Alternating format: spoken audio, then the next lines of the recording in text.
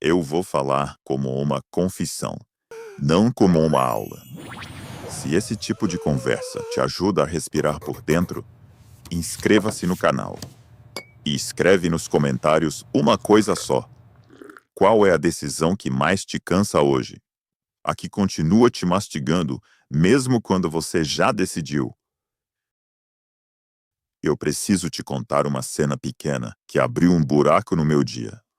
Eu estava na frente do armário, luz cinza da manhã, mão numa camiseta, tira, pega outra, devolve.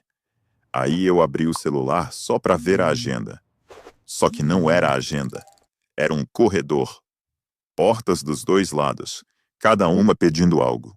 Responder, aprovar, precificar, contratar, mudar, esperar. E eu já estava exausto antes de abrir a primeira. Mas a maioria não percebe o que isso revela. A gente pensa que cansa porque trabalha demais. Só que existe um cansaço mais traiçoeiro, o de escolher.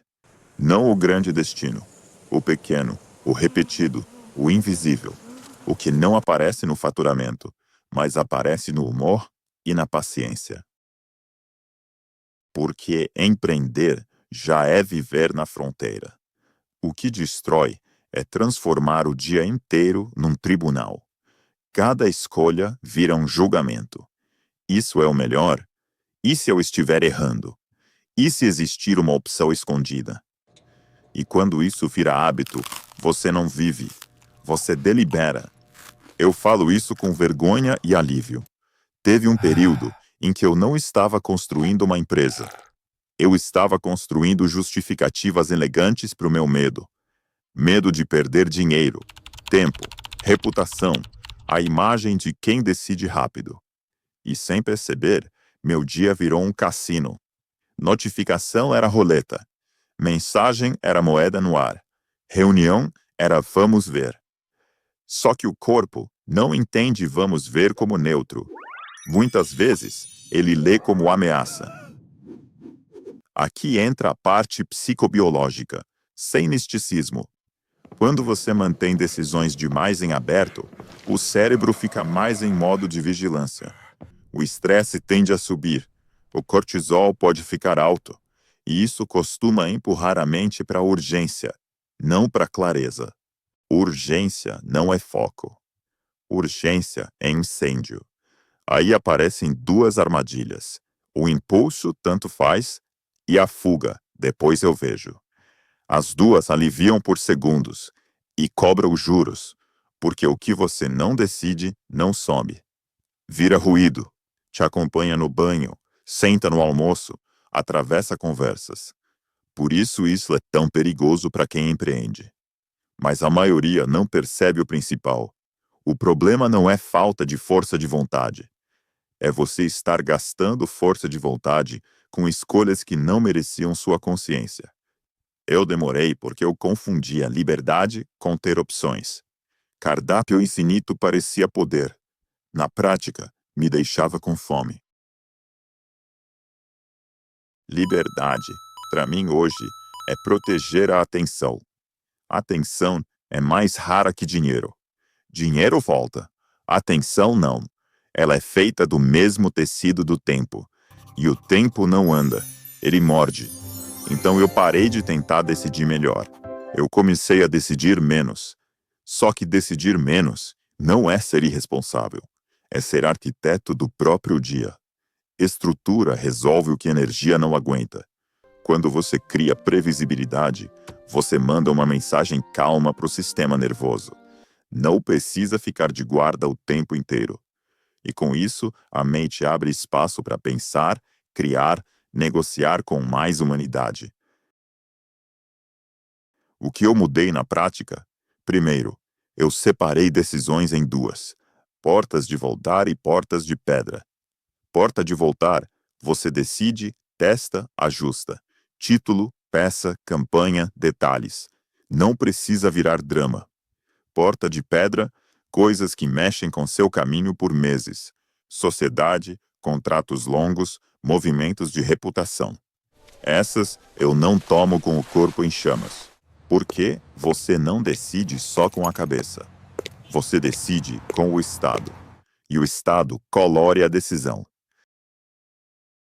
Segundo, eu transformei escolhas repetidas em padrões.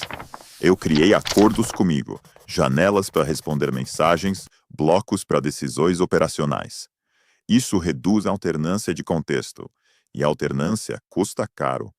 Você para de derramar atenção a cada troca e entra num modo por tempo suficiente para ficar bom.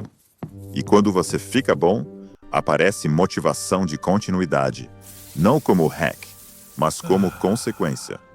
Terceiro, eu coloquei limite no número de opções. Eu gostava de comparar tudo.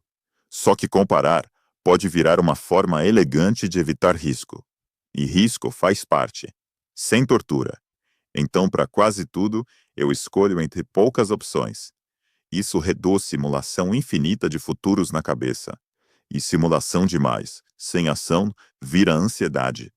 Quarto, eu criei um ritual para fechar o dia. Não para decidir mais. Eu escrevo poucas linhas. O que foi resolvido, o que ficou aberto com o próximo passo claro e a coisa principal de amanhã. Quando eu escrevo, eu tiro o peso da memória e dou endereço ao que estava me puxando pela manga. Agora vem a camada filosófica sem discurso. Você não empreende só por dinheiro. Dinheiro é meio, ferramenta, oxigênio. O sono real é o que o oxigênio permite, liberdade de escolha. Só que existe uma ironia. Você busca liberdade e pode virar prisioneiro de opções.